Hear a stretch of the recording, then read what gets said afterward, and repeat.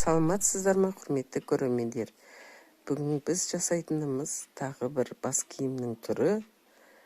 Фуражка дейді, кепка дейді. Ошым әртүрлі атаулары. Қазақша енді таппадым. Атауын қалпақ деп айта беремін. Біріншіден мына үлгі жасауымыз керек. Үлгіні жаңа жіберген эскиздер бойынша высотасы, биіктігі, жаңағы ені, ұзындығы, төбесінің жалпақтығын бәрін сызып берген, өлшеп берген. Сол бойынша енді біз бірінші киілетін бастың размерімен соның радиусын аламыз. Онда 3 қып. Сол радиусқа екі шетіне 1-1 сантиметр қосамыз. Сосын сол 1-1 сантиметр қосылғанда мына основной шеңберге қосып шығамыз. Сонда екі жағына қарай жалпайып тұрады. Ол бізге не үшін керек? Бұл жаңағы біз жиегімізді жасау үшін. Жиегіміз кішкене тура домалақ болмау керек қой. Кішкене шетіне қарай жайлады. Сол бойынша міне шеңберіміздің көмегі қажет.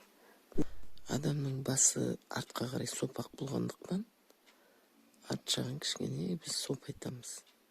1 сантиметрдей алып. Жерде общий былай көрсетіп тұрмын. Соған байланысты арт жағын міне 1 сантиметрге ұзартып шеңберге қосамыз. Сол бойынша выкройка жасап аламыз. Алды мен артының қосылатын жері 6 сантиметр болып бірігіп кетеді. Бізде алды мен арқасының айырмашылығы бар. Өйткені алдыңғы жағы биіктеу болады да, артқы жағы 1 сантиметр кем болады. Бізде міне 6 сантиметр арт жағы, алдыңғы жағы 7 сантиметр болады. 1 сантиметр кішкене биіктеу. Алдыңғы жағы бізде артқы жағына қосылатын жағы ақырындап кішірейіп қосылады. Тігетін матамыз 2 нитка дейді, 4 нитка, соның ішіндегі 2 нитка. 2 нитка мата джинсовка сияқты. Содан қазір біз выкройкалармен қойып, 2 қабаттап тігеміз. Барлық детальдары осылай осы 2 ниткамен пішіліп тігіледі. Бірінші мына палясымен ободогын бәрін біріктіріп тігеміз. Арқасына резинка қойдық. Барлық размерге келетін қалып. Іш жағын біз кожамен жасадық, киілетін жағын.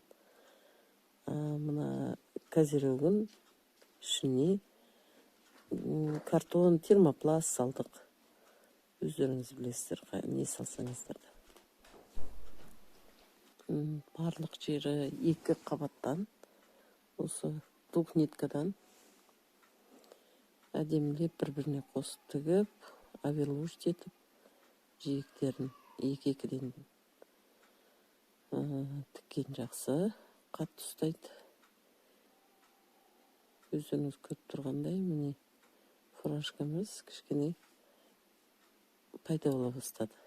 Міне алдыңғы жағы биік, артқы жағы жатыр. Көрдіңіздер ме? Артқы жағына кішкене выточка жасадық, жататындай қылып. Төбесінің шеңберінің үлкендігі бізде 30 сантиметр болады. Енді осыны 2 қабаттап 2 ниткадан основной неге қосамыз. Мына негізгі қалпағымызға қосып, бір-біріне біріктіріп тігіп шығамыз.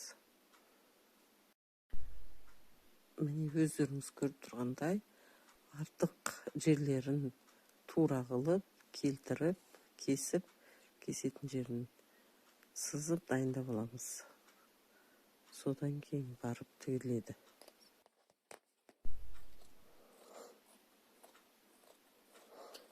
Міне артық жердің бәрін кесіп дайындап жатырмыз.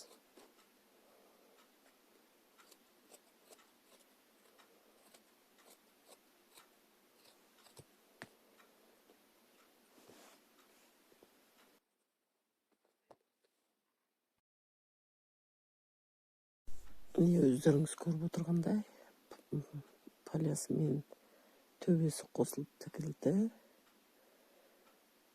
Енді артық жерден кесіп, сосын аударамыз. Құрметті көрермендер, менің видеомда қарап отырыңыздар. Әртүрлі бас киімдер, ростовой куклалар, әртүрлі нәрселерді жасап көрсетемін.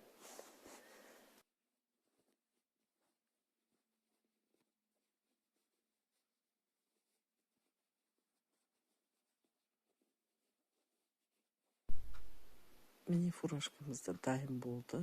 Енді жақсылап қырларын шығарып, үтіктеп, дайындап, дайын болды. Өздеріңіз көргендей қатты қиын жоқ. Міне, енді қош сау болыңыздар. Менің видеомды қарап отырыңыздар. Әртүрлі бас киімдер, әртүрлі заттар жасап көрсетемін. Қош сау болыңыздар, келесі кездескенше күн жақсы болсын.